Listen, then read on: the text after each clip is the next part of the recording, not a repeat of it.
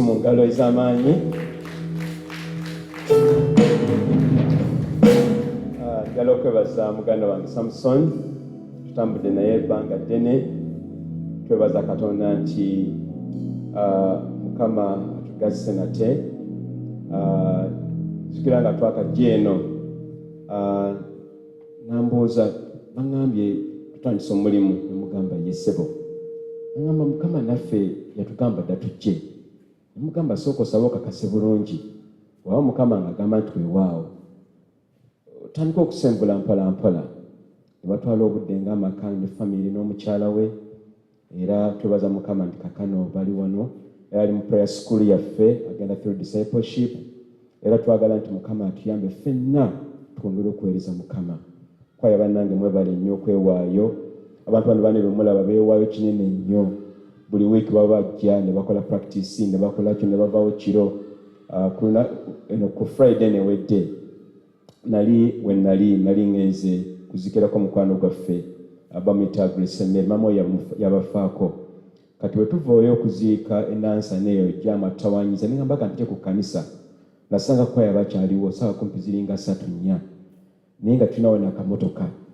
Ne ngamba Mukama embalasi gye watuwa yeebeeko olunaku olwaleero. Ne njala Mukama tukkirize kyensaba Mukama tuwe vaani ennungi ya drone van nga ya kanisa naye ebeera waawo emirimu gyayo. Katonda waffe akyasobola.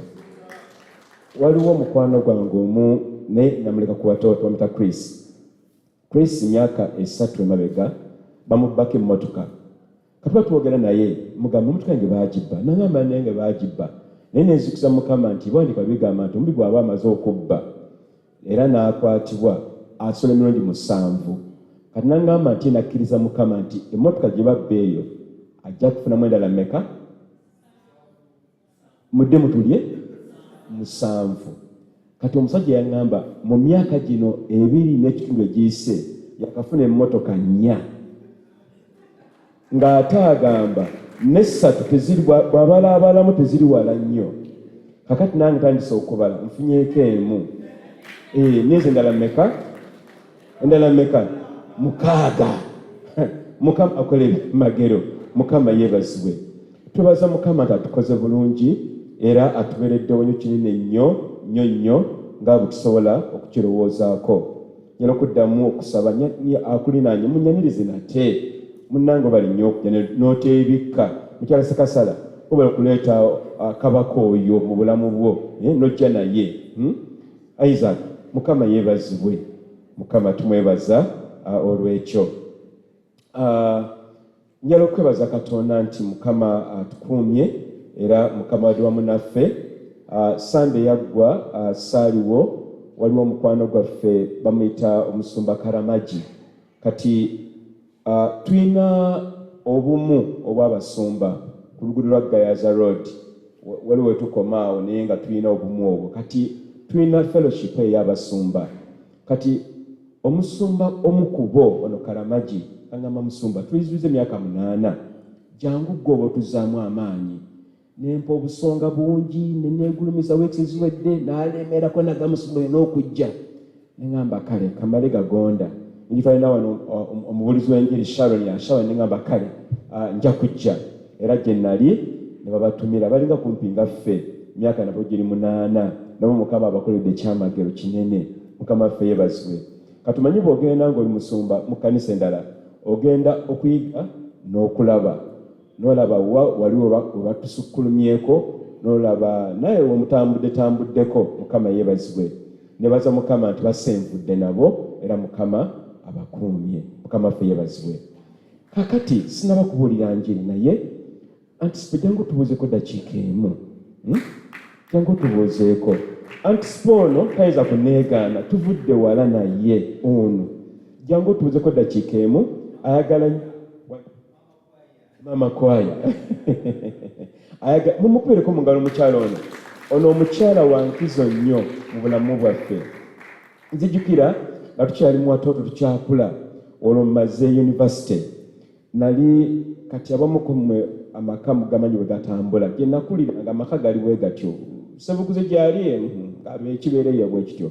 Kati nali sina ntambula ejja kunzija waka okuntwala muimi bw'oba ogenda ofuna diguri weegale nawe tunambulyeko mu mmotoka kakati bano bwe bapangisa emmotoka ku ssente zaabwe n'omwami nga tanaba kufa mwami mutyaba era sinza kwerabira gye tuvuddeyo ne tulambudde olugendo lwali luwanvu tubuze ko dakiika emu bbiri oveewo wano kuba manyi amafulina mangi neyazanyi musumba mukama yeebazibwa booluganda njagala nnyo okwebaza katonda olwa pastor Godson era bw'ayogedde abadde musumba era ali musumba nnyo gye tuli buli kaseera afaayo okumanya specials oli otya abaana bali batya mukama abakuumya atya musumba weebale nnyo oli musumba ddala mukama yakuyita okusumba otusumbye okuva eri n'okutuusa kakati era nebaza nnyo katonda watoto kyaki bwe yatandika sales twakuŋŋana nammwe bagiyita white flats oba ojjukira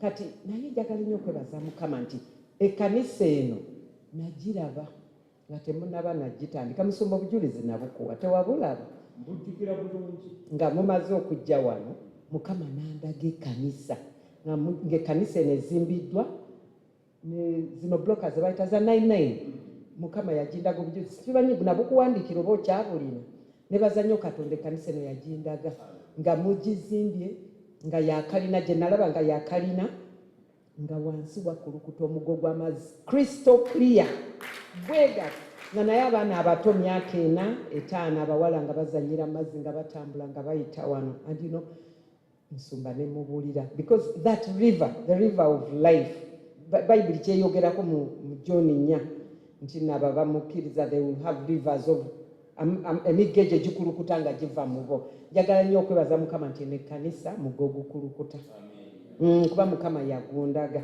era nebaza nnyo katonda webala okugonda okujja okukola omulimu ate amazzi nga gali crystal clear tegaalimu kantu kono omanya amazzi agali clear nga n'abaana batambuliramu ekyo kiraga bulamu era kiraga nti n'enjiri ebuulirwa wano ereeta bulamu so mukama abawe nnyo omukisa mwebale nnyo mwebalire ddala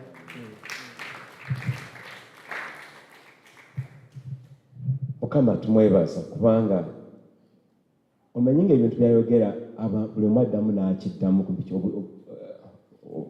okubikulirwa okwo mukama akiddamu again and again mukama bannange tumwebaza kale kambawe update muyokka tugende mu kigambo kya katonda twebaza mukama nti okuva twayingira ekkanisa eno menga 19 katumaze plaster ow'omunda tukiwereko nate mukama mu ngalo era bwe njogerera kaakano nga ne plaster w'ebweru tuyingidde kumpi 35% ku buli 100 obutundutundu 35% ku buli 100 era nga tukakasa nti osanga wiikendi enejja eno twandikaga taakantu kano baka tuli wano we tuli wano ebweru twalaka tutambuze kano wiikendi ejja bwe ne batewedde kale leddako lwaki tulina bannange nembaga obooluganda basazeewo bajja wano ne batambula ne bagamba musumba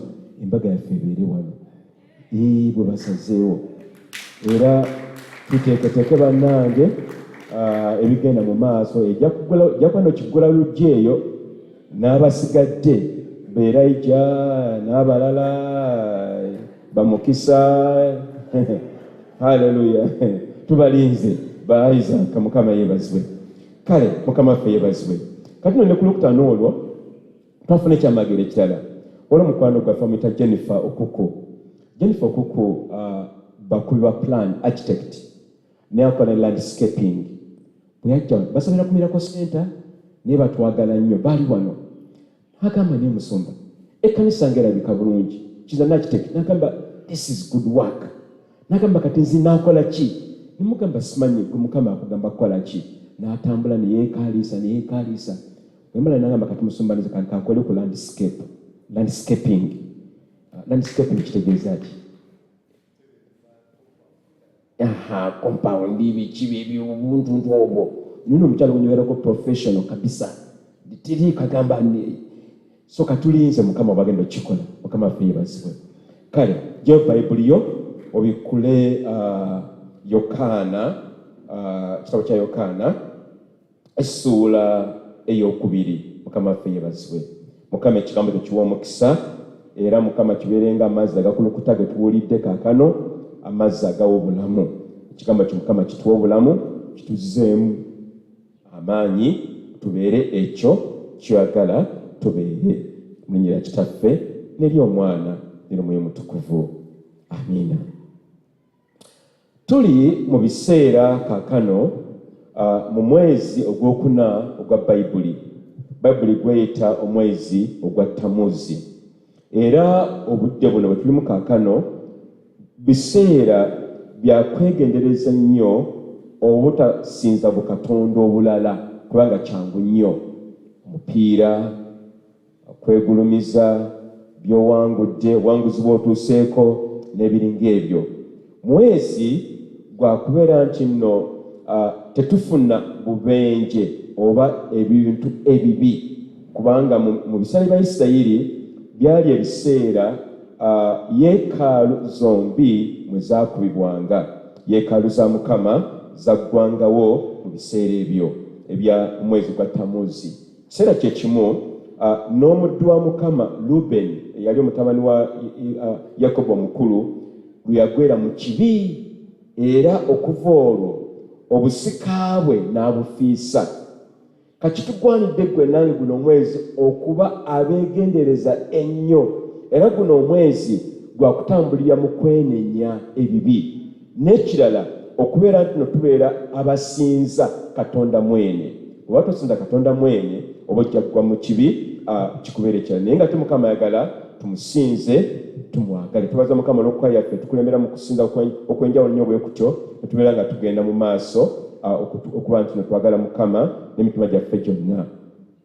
Kati okubajjukiza nti guno omwaka twagamba nti Yesu tumuteeke mu masekkati. Tajja kubeera mabega oba ku kifugi, naye abeere wa masekkati ag'obulamu bwaffe. Era nga kye tunoonya mu kyo okuba nti nno Yesu yabeera mu masekkati g'amaka gaffe oba famire zituvaamu oba emirimu gye tukola, naye nga Yesu oyo yali masekkati ag'obulamu bwaffe. Omwezi oguwedde twali mu nsonga ey'amaka ogwa Juni, omwezi ogw'omukaaga. Omwezi ogw'omusanvu mbadde nnoonya Mukama wiikisi eziwedde nga Mukama mubuuza, taata tulaga ludda wa? Ebimu ku bintu omusumba byakakatibwako okukola kwe kunoonyanga Mukama tulaga wa, tugenda kukola ki, oyagala Mukama ki? Ngezaako nnyo okwewala obutakola ekyo Mukama ky'ataŋŋambye. Mukama yeebazibwe. Mu mutima gwange Mukama nga ŋŋamba guno omwezi tukkirize Katonda olw'ebyamagero bye, nti ye Katonda akyakola ebyamagero, ate mulamu, yafa weewaawo naye yazuukira. Mukama ffe yeebazibwe. Kati omwezi guno gwa nkizo nnyo okutunuulira ebyamagero Kristo bye yakola. Muzikirize nkozesa akantu kano, Oluganda yakangulira yali agenze China, naye sakozesangako, naye ningamba olwaleero kabadde mu nnyumba nga keebase tikenda kikakolayo. Mukama yeebazibwe. Nga tumulimu gwako gwa kutuyambako okuba nti n'enjiri yaffe evaayo, sikagamba mu malala tuli bwena mu buwombeefu. Mukama yeebazibwe.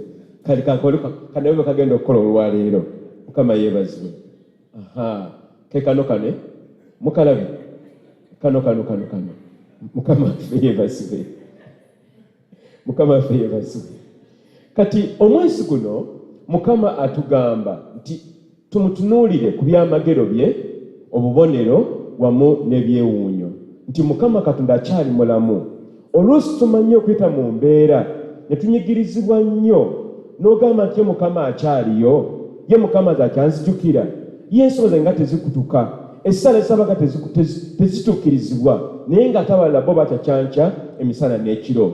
Mukama atugamba guno omwezi tumukkirize ebyo ebitasoboka, ebibadde bikulemeredde, ezibadde zifuuse ensozi, awabadde emigga n'emyala, awabadde ebiwonvu. Mukama wayagala okuyita olunaku olwaleero oba zino weeks zino ez'omwezi guno gwa Julaayi. Kyekigendererwa mu kyo, ensonga ezigendererwa ziri ssatu. Esooka kwe kuzzibwamu amaanyi nti Yesu Kristo akyakola ebyamagero nga bwe gwali ku luli. Gamba nti amiina. Era ekigendererwa ekyokubiri, tusobole okukula mu kukkiriza kwaffe eri Mukama.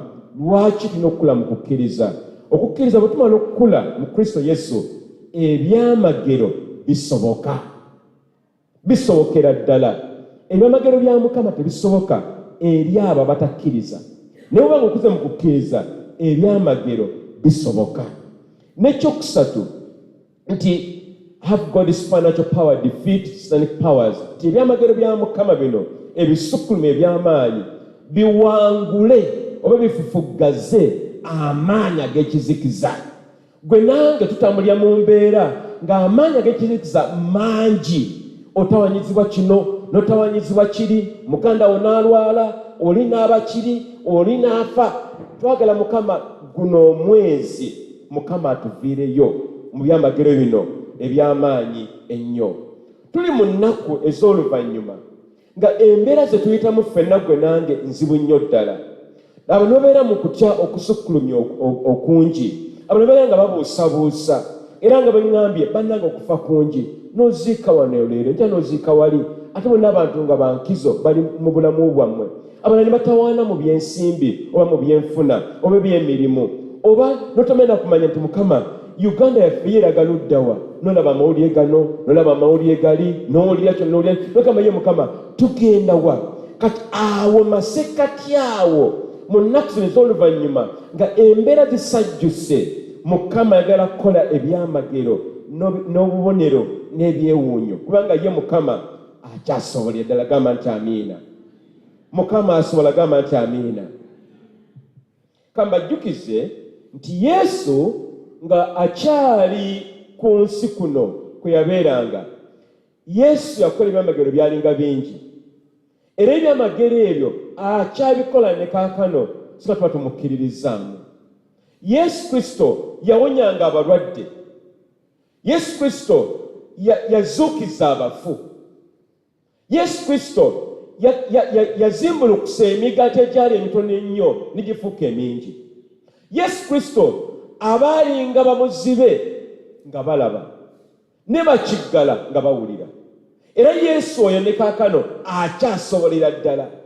Guno omwezi tutandika olwaleero oba Sunday esooka mu guno omwezi ogwa July, twagala okukkiriza Mukama naffe atuviireyo mu ngeri ez'enjawulo, mu maanyi amangi ne mu kitiibwa ekingi. Bayibuli n'ekigambo kyeyogera amaanyi. Amaanyi mu Luyonaani kiyitibwa dunamis, era kitegeeza amaanyi agasukkulumye. Kati Yesu Kristo nokubaga ye wa amaanyi, ebyamaanyi byakola ate abisobolera ddala. Ekirala bwe bubonero. Obubonero kabeera kiba kyamagero ekitasoboka mu maanyi ag'obuntu.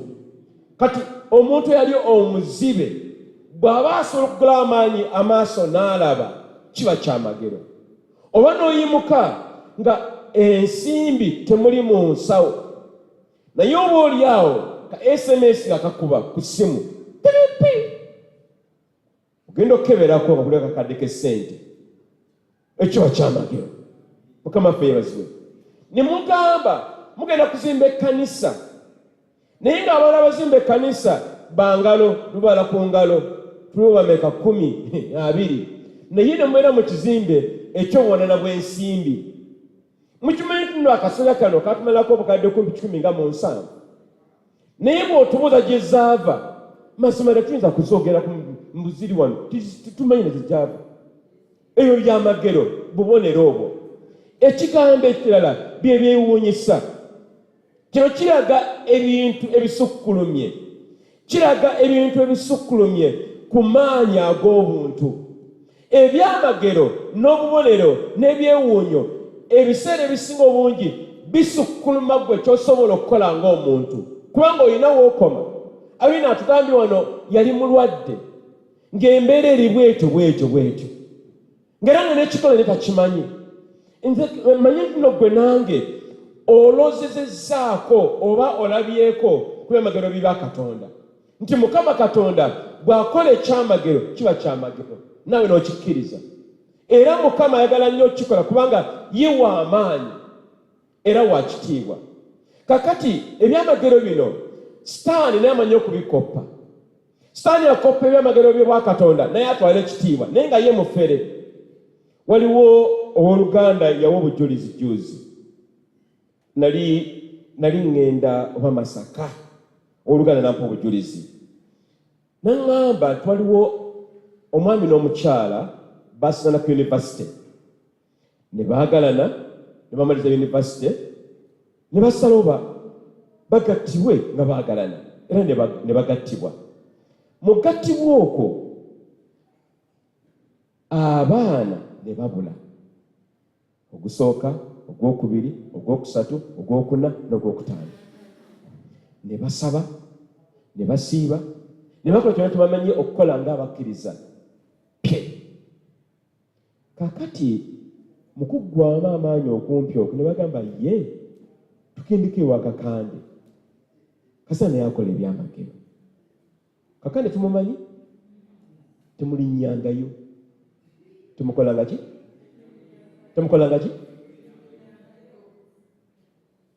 ono omukyala gwe mbadde ngamba architect atula ku kakiiko akafuga ba architects mu ggwanga ku lwokutaano oluludde yaŋŋamba baagendayo mweye ekkanisa okulaba oba ekizimbe kiri ku mutindo ogusaanidde ogw'eggwanga ebizimbe ebibeeramu abantu kino yagambye baakola ekizimbe kiri nga kirimu obubbi bungi era ekizimbe kirimu obusengesenge senga omuntu akunyigiriza akasenge akamu teri amanya era n'agamba kirabika wansi w'ekisenge w'ekizimbe ekyo wansi eriyo omwalo ogutambula eriyo amazzi eyo kati amazzi ago ng'abuuza amazzi gagenda kukola kimu bannange kakati ene kamaliri kanziriye gye mbadde nga bagenda wa Kakande bwe tugenda wa Kakande nga bagamba wano waliwo omuntu azze anoonya mwana bagamba mukama alalaza atuddizamu esaala zaffe bali ludda wano ne bagamba ne tuvaayo kubanga twali tunoonya mwana ng'omusajja abassaako emikono ng'abasabira bw'abasabira mazima ddala tebaletawo bbanga ddene banengamba ne bawaka ne bafuna olubuto bafuna olubuto nga bazaala omwana kyalisa okubalaba bannange mwami n'omukyala Lwanga bakwano baffe nnyo amina kakati bafuna omwana nga bibaza Katonda era nga baddayo bawera esaddaaka bafunye ki omwana nga baddeeka nga maama alabirira omwana bulungi maternity leave yali emyezi 3 yali 3 gyali 4 bwe gityo n'obudde nga butugalina okuddayo okukola ku mulimu nga maama batya okukola ng'akamulanga amabeere nga gateeka mu ccupa agaani ag'omwana agamba alabirira omwana amata gano ccupa zino ziri 3 eno yesooka eyokubiri eyokusatu eyokuna osookera kwesooka omwana omuwe amata paka lwe naakomanga onyongera okukola ki okumuyonsa nga omwana bamulabirira naye mukyalo nga yeewuunya amata g'abaze ag'ennaku 2 agenda okukomawo nga bonna obucupa bukalu n'abuuza alabirira omwana gano amata agatambula bwe gati omwana ono muto aganywa ssaawa mmeka mukazi n'agamba nange sikitegeera ecupa gyondekera nange omwana gyemuwa amala gigalaga nange simanyiiyo omukyala nekimutabula ng'amata buli oku ng'akamula naye ng'amata gadduka kati lumu n'asalawo yeekweke n'agamba omwana akoma awaka ngenza okukola naye neyeebulungula n'akomawo kakati n'afuna waatuula akatanda k'omwana we kali era bw'ati bw'agamba nti obudde buba bwe buubwo akatanda akaalimu omwana ne muvaamu essota eddene eriddugavu ne linywa eccupa esooka n'eyokubiri n'eyokusatu n'eyokuna bwe limala okunywa ne likomawo mu katanda ne lifuuka omwana kati omukyala bw'ati bw'agamba nti kyababuukako ne kibeewuunyisa mu kutya okungi ne bafuna bannaabwe babayambeko basule omwana bamuze gye baamujja. Era bwe gutyo bwe gwali. Kikingamba nti tuli mu nnaku ez'oluvannyuma ng'abantu bagamba bakola ebyamagero naye nga ebimu ku byo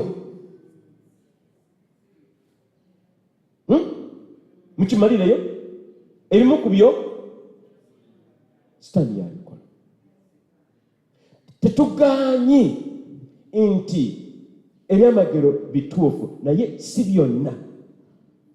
Naye abooluganda, guno omwezi ogwa Julaayi Mukama agamba agala tukola ebyamagero ebyannamaddala, ebikwatikako, ebitali bya bukuusa naye ebyamazima senga tunaba tumukkiririzaamu.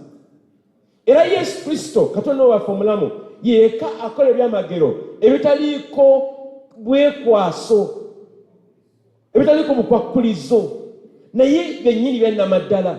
Mukama n'agamba nja kukuwonya obulwadde obwo, oba nja kukuvirayo mu mbeera eno, oba nja kukola kino ne kiri nga tekuliko kyagamba nti no senga mba nkuwadde ojje kola ne kano oba ne kano ojja kampa.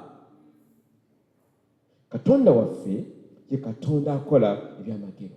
Era olwaleero omutwe gwaffe nti Yesu azimbulukusa akatono n'akafuula ekinene, akabadde akatono Yesu Kristo akazimbulukusa ne kafuuka ekinene.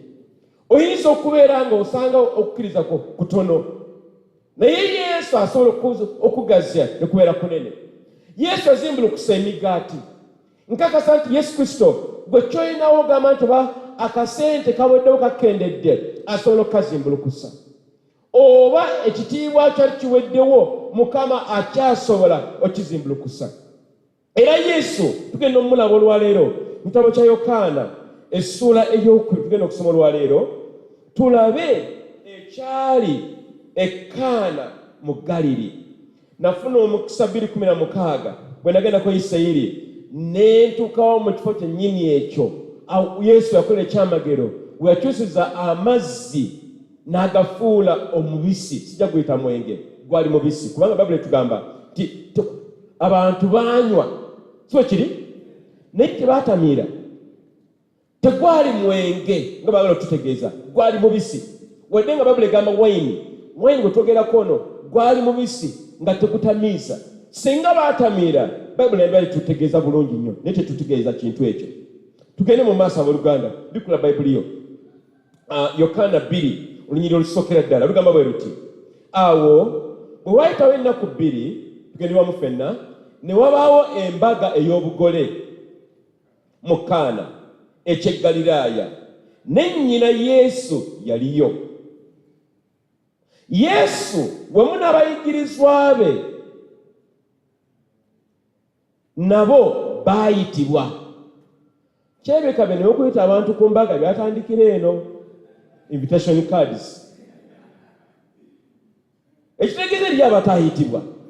Naye Bayibuli egambye Yesu ne bamuyita n'abayigirizwa be ku mbaga. Tugende mu maaso abooluganda. Bayibuli neegamba bw'eti kino kyewuunyisa. Yesu musonyiwe katono nnyo waliwo kyembuuzo. Ne nnyina Yesu omu n'abayigirizwa be nabo baayitibwa. Wayini oba omubisi bwe gwaggwaawo, nnyina Yesu n'ajja gy'ali n'amugamba nti tebakyalina nviinyo oba omubisi. Kati gwe weewuunye, Yesu ali ne maama we ku mbaga. Simanyi Yesu we yali atudde oba mabega maseekatebo mu maaso. Kakati bwe maama we yali kyeka yali abaza bakyalina oba nedda, guweddewo oba nedda. Bwe gwaggwaawo bwe guti n'amugamba bano nno boolaba wano baweddemu, tebakyalina era tewali kyakunywa kirala. Yesu 10:6 n'amuddamu nti maama ndeka. Oluganda ekyogera na bulungi gamba maama ndeka kubanga ekiseera kyange tekinatuuka. kiseera kye yali ayogerako kino gy'emyaka 1000 gigenda okujja mu maaso Yesu agabula embaga ez'amaanyi ddala. Naye Bayibuli egamba bw'eti, nyina Yesu n'agamba abaweereza nti kyonna ky'abagamba kye muba mukola.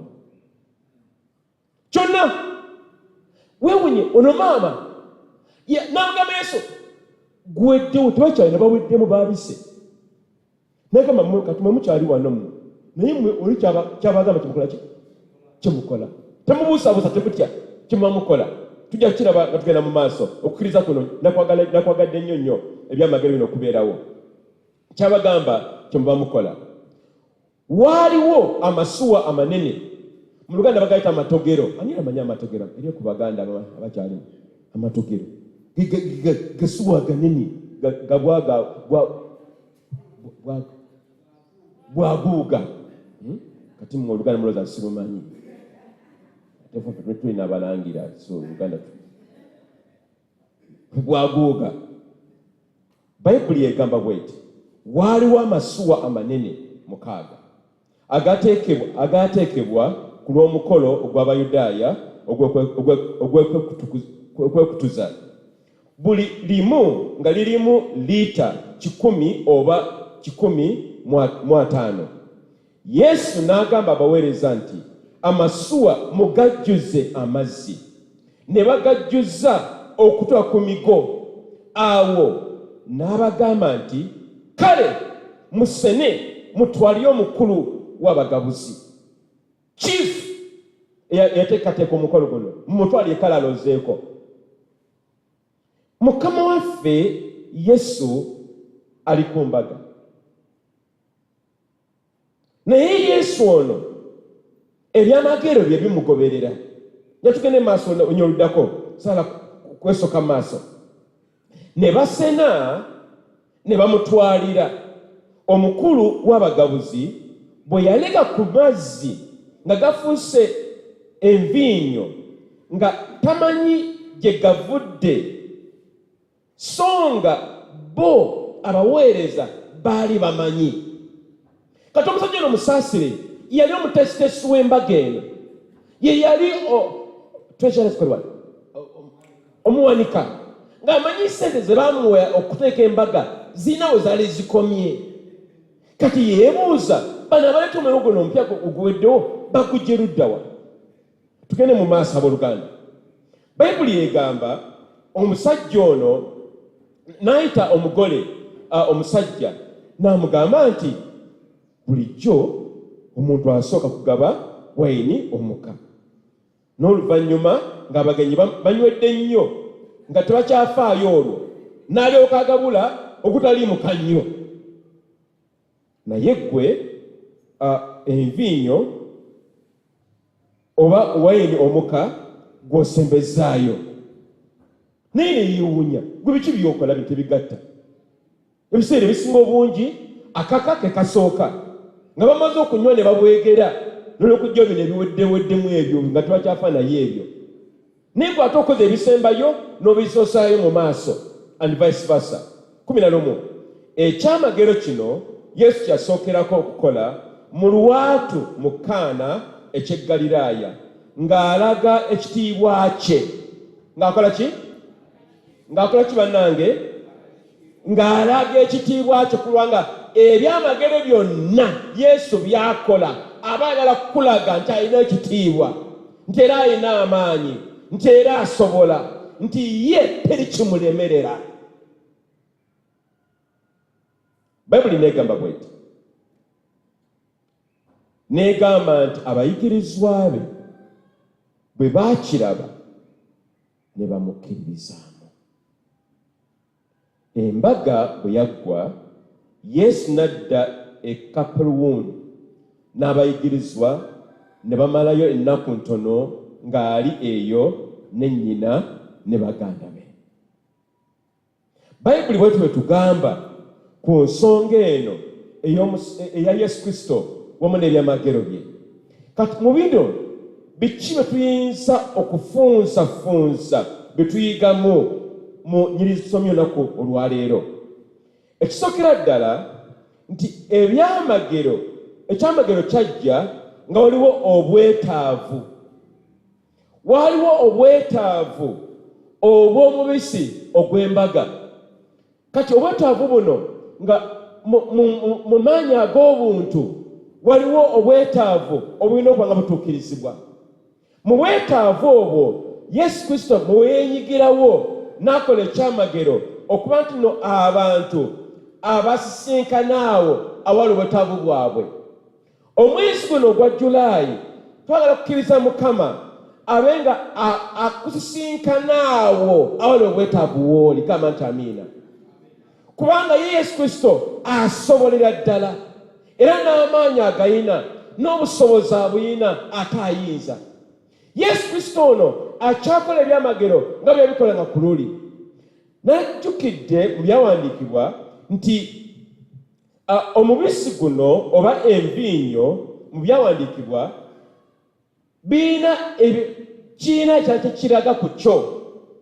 Envinnyo eno eraga amaanyi n'obugabirizi bwa Katonda obutakoma. Nti Katonda waffe ono buli lwayogera ku nvinnyo eno oba omubisi guno aba alaga kikyali naye ate aba alaga nti yasobola okugaba ebingi, nti awabadde ebitono abisukkulumya n'ebifuuka nga bingi era nga bisanyusa era nga bisinkana ebyetaago eri abantu. Omusajja Amosi 9:13 agamba bw'ati, muzikirize akimpadde wano, agamba nti laba ennaku zijja bw'ayogera Mukama, akabala lwalituuka kw'oyo akungula, n'oyo asamba ezabbibu lwalituuka kw'oyo asiga ensigo, n'ensozi zirikola ki? Ziritonnya omwenge omuwoomerevu, n'obusozi bwonna bulisaanuuka. Bayibuli egambye n'ensozi zirikola ki? Ziritonnya omwenge. Gamba kyalina okulaba nti no wajja kubeerawo abundance, musonyiweko, wajja kubeerawo bungi, obugabirizi bungi. Mukama yeebazibwe. Bane Mukama atambe guno omwezi tukkirize Mukama nti awabadde ebitono Mukama atekewo ebingi, kubanga ye asobola ate alina amaanyi ate alina ekisa ekingi. Era omwenge guno gwogerebwako mu Yoweeri 3:18. Yoweeri 3:18 agamba bw'ati nti awo olituuka ku lunaku luli ensozi zirikola ki? Ziritonnya omwenge omuwoomerevu, n'obusozi bulikulukuta amata, n'obugga bwonna obwa Yuda bulikola ki?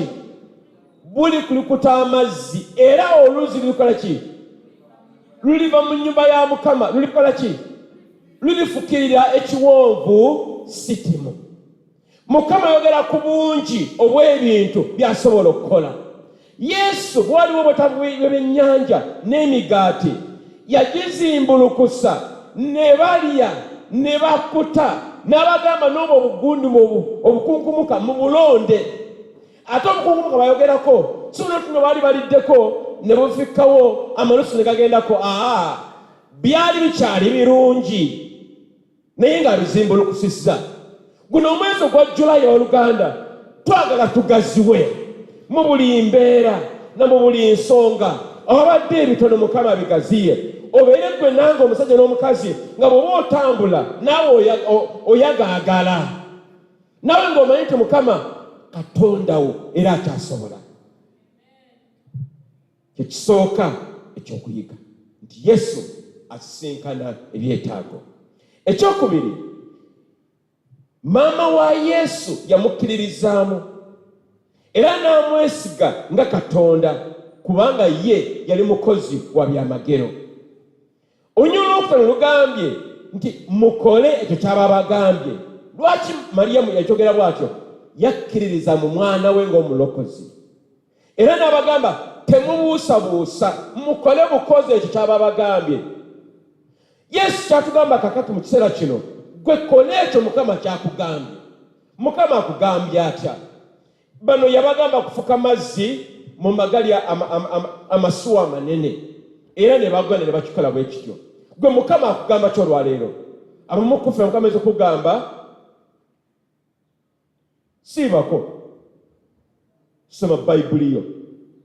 Mulina gamba gaba, mulina gamba tambula ogende, mulina gamba oli mugambe munnange ndi mu bwetaavu. Si Mukama kyagamba. Nensa Mukama atuyambe gwe nange tubeere mu mwoyo, tuwulirize kye Mukama kyatugamba. Bonna batugonze nga Mariyamu naye bwe yagonda n'agamba n'abaana abaweereza mugonde, naffe tugonde. Tujja kulya ebinene, tujja kulya ensi, tujja kulaba ebyamagero n'obubonero. Kyewuunyisa nti ebigambo bino Mariyamu bye yagamba mutabani we ate omulokozi we, mukole kyabagambye. Ne Falaawo kyeyayogera ng'agamba Yosefu. Bayibuli egamba bweti olubereberye 41:55. Okoze bulungi. Egamba nti era ensi yonna ey'e Misiri bwe yalumwa enjala, abantu ne bakaabirira Falaawo olwaki? Olw'emmere. Emmere nerabika erimu enkizo. Era mulaba wano era gwali bali ku mbaga. Emmere eno tugyegendereze nnyo naye tugende mu maaso. Bayibuli egamba bwe balumwa enjala abantu ne bakabirya Falaawo olw'emmere. Falaawo n'agamba Abamisiri bonna nti mugendenga eri ani? Yusufu. Mukole ki?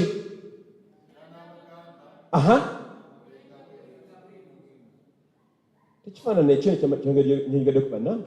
Tekifaanana. Kati Falaawo yalina obwesige ennyo mu Yosefu. Era Yosefu ono is a picture of Jesus. Yali kifaananyi kya Kristo Yesu. Era enjogera y'emwenu gye tulaba nga naye ekomawo. Kati kitugamba nti guno omwezi yimusa okukkiriza kw'oluganda. Tokkiriza mbeera kuwagala kutwala, naye yimirira ku Yesu. Oyimire mu kukkiriza nti Mukama ono Kristo akuviireyo, akulwaniriza n'entalo. Bayibuli egamba nti no, awatali kukkiriza, Bebulaniya 10:6, tetuyinza kusanyusa Mukama Kristo. Tekisoboka. Tuba twerimba. Tuyina okubeera abakazi n'abasajja abakkiriza mu Kristo Yesu. Yimusa okukkiriza kwo. Bayibuli egamba okukkiriza kujja nakuwulira, ate nakuwulira kigambo kya Katonda. Ekigambo kya Mukama bannange tukinyweze. Ekigambo kirina amaanyi, kiyimusa okukkiriza kwaffe, kitukumira awali awafunda ennyo. Era ekigambo kino mwe muli obujulizi wamu n'ebyonna bye twetaaga okulaba ekyamagero ky'obwa Katonda. Nyweza ekigambo kya Mukama guno omwezi ogwa Julaayi. Era Yesu Kristo kyanoonya ggwe nange gye tuli tulabe ebyamagero bye mu kiseera ekifaanana bwe kiti. N'ekyokusatu nti ebyamagero bya Yesu bireeta obungi awabadde awatali. Jesus' miracles brings abundance, replacing scarcity and lack. Bireeta ne bigaziya awabadde awafuna ne bigaziya, awabadde awaleme ne bigaziya, awabadde awaganye ne biteekawo ekkubo ewulitali. Lwaki? Yesu Kristo akola ebyamagero, akola ebyewuunyisa, akola gwe byotasobola kukola, ye aba abisobola. Nayagadde nnyo olunyiri luno olw'omusanvu. Yesu bwe bamugamba tewaliwo mazzi, kakyogere bwe nti tiyagamba kale tusabe tugendeko mu kusiiba, tiyakyogere. Mikyo bagamba mujjuze ensuwa n'amazzi. Kigambo kye yagamba temukola kyo kyonna, mujjuze ensuwa n'amatogero. Bayibuli egamba akale bw'olaba enjiri zino toliwo akale Yesu yasaba nekyali kigambo kye. Mukama ekigambo kyakiwa amaanyi. Olulimi lwo lutonzi era lutonda. Bw'ogamba nina amazzi nfudde ojja kufa, tujja nakuziika naye sijja kubeerayo. ko lwaki obuva olina okuba mulamu gamba nja kuba mulamu sijja kugwa nja kubeera musajja w'amaanyi nja kunyweza obufumu Mukama bwe yampa nja gaggawala nja kgenda mu maaso Mukama yeebazibwe nali bagamba bannange tujja kunyira ekkanisa yaffe tutandise ejja kubeera nga olinnya mu kkanisa nga yeeyiyo tikumu buno bumabo tikumu butalatala twamaze okusima wano obutala buli omu ojja kubeera nga buyita muno bwe buti katerazo nga kali wansi gye tugenda eyo ate kino bannange kyewuunyisa nti ekifo mwe twakuŋŋaanira saavisi yaffe ezasooka twali Lugogo showground eyo mwe twalinga mutajjukira bulungi kyakizimbe nga kirina glass nga kirungi manyi kigenda okubeera muno omwo glass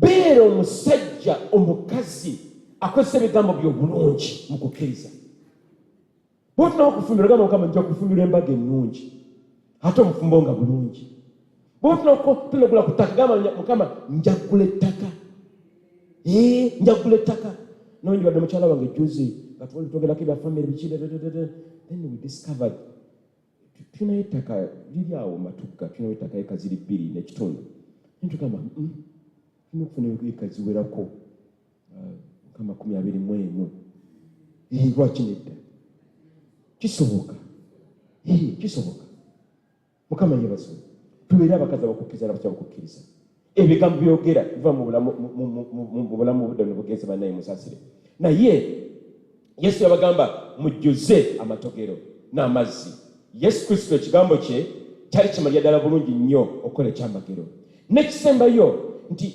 ebyamagero bya Yesu bireeta obungi naye ate atuwa ebisinga obulungi gamba mu byamagero by'abakoze ebyo tatuwa buwi bintu birungi naye ate atuwa ebisinga okukola ki obulungi bano yabawa envinyo eyesinga obuka n'obulungi tukkiriza bino okuwa kale tunagendawo mpola kale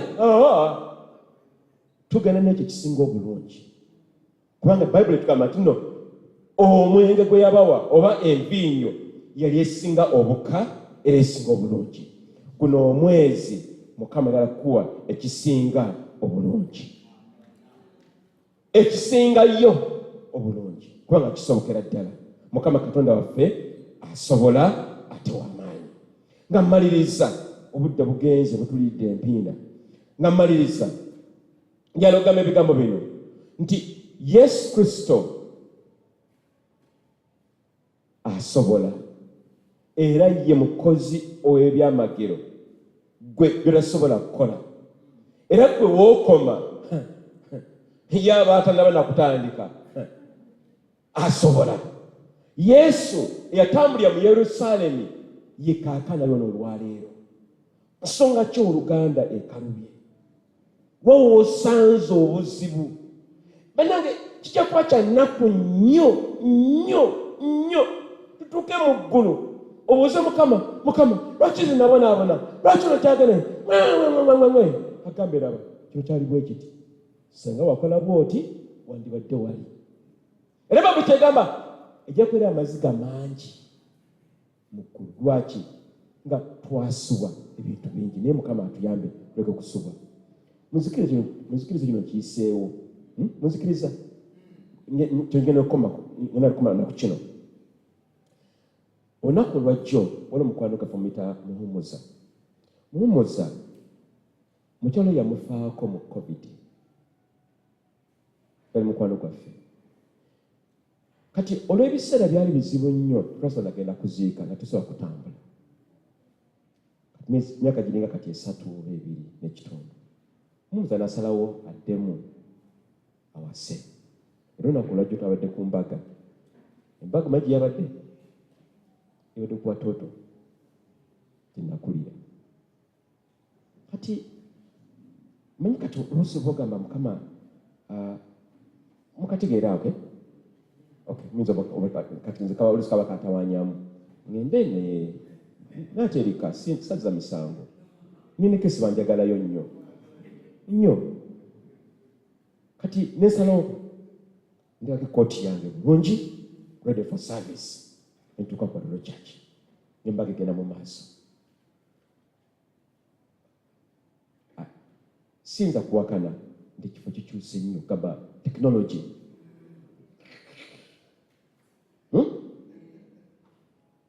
Ate Sunday yaggwa yali myaka 40 okubuweereza bw'abatoto bwe baatandika. Naye nga nneebaza Mukama nange nali omu ku abo abaazimba nako ettaffaali. Twakolera nno ddala ng'essimu eyange olunaku kufuna amasimu galinga 60 olw'obuweereza obwo. Naye kino kiŋŋamba kiki? Kakati Mukama n'aŋŋamba singa weezinga mu kakoona kali wandibadde komamboga. Kyandisobose ennimira bitala birungi singa neezinga wali kale Mukama weewaawo. Mukama yeebazibwa abooluganda. Mukitegedde? Vaayo mu Kasonda, vaayo ye mukomera omukazi w'amaanyi, vaayo Mukama akozese. Yimuka wooli awo, genda maaso Mukama akola ebyamagero obulamu bwo. Yimuka mu kukkiriza owooluganda. Katonda akyasobola, tayinza kwerabira era yayina amaanyi. Mukama ffe yeebazibwe. Bantumire ku magulu gaffe twimuke. Njala kuleda kigenda lyemu yokka obudde bugenzi ffe abane mukomeewo. Njala okubuuza ekibuuzo, wa woyagala Mukama akole ekyamagero? Kitundu ki mu bulamu bwo? Wa awakulemeredde? Nja kusaba ojje ku wotali yaffe eno dakiika myokala nnyo myokka bweti. Ankuyamba jangu wansi tova tojja waggulu. Bw'obanga oli jangu tukkirize Mukama atuviireyo. Njalo ndiye bwoti. No, like this. Face the side. You're going to face the side. You stand there.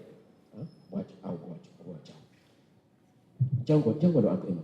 Njalo tukkirize tusabire wamu naawe. Tujja kukwata ku mikono jangu mu maaso ku kyoto kino. By the way, mwabasosa kujja ku wotali eno kubanga eno wiiki yaffe yakutaano. Bw'obanga olina ensonga ekyetaago ng'ogamba Mukama njala onviireyo, njala oyimirire wano mu maaso wanika mikono gyo waggulu ogambe Mukama njagala ekyamagero. Genda mu maaso kw'oli Katonda waffe Yesu Kristo. Mukama tuzze mu maaso go. Abaddu bo Mukama bazze mu maaso nga bagamba nti Mukama bakuviireyo. Mukama engeri n'empisi bayitamu nnyingi. Mukama tusaba nti n'abatono tubassaako emikono ng'abakadde bekkaliza. Mukama abaddu bo bano baviireyo Yesu. Mukama ebyetaago bimanyi. Omwezi tono gajulayo Mukama tulangirira n'amaanyi ag'obunnabbi nti Mukama abaddu bo Mukama baviireyo ayi Yesu, bafune ebyamagero bye Mukama byebanoonya, balabe amaanyi ga Katonda. Mukama obaviireyo Yesu kubanga gw'osobola ayi kabaka. Era Mukama tubassaako emikono mu kukkiriza okungi ayi Mukama nti abaddu bano Yesu baviireyo ayi Mukama. Mukama bakwatireko Yesu nga bwe wakyusa amazzi Mukama n'ogafuula enviinyo n'ogafuula omwenge. Mukama kyusa embeera zonna ezo ze bayitamu babeere Mukama nga balaba ebyamagero by'obwa Katonda, babeere Mukama nga balaba okwagala ku Yesu. Mukama abaddu bayimusa emikono gyabwe mu kukkiriza okungi ayi Mukama. Baviireyo Taata ayi Mukama bano bantu bo Mukama ng'abaali ku mbaga osanga abamu tebalina balokole naye Mukama wabaviirayo. Mukama tubassaako emikono olunaku olwaleero newankubadde Yesu gwe nga tebakola ku mikono gyabwe ku bantu abo naye Mukama tubassaako emikono n'abaddu bo mu Yesu. Tusaba Mukama ebyamagero okyuse Mukama embeera ezibadde enzibu ennyo eri abaddu bo ayi Mukama. Baviireyo Yesu, baviireyo Taata Mukama. Abaddu bo Mukama bayaayana Taata Mukama. Guno omwezi tulangirira Yesu ebyamagero eri obulamu bw'abantu bano Mukama. Wabeerewo obubonero n'ebyewuunyo n'ebyewuunyisa ye Mukama. Gwe Katonda akola ebyamagero.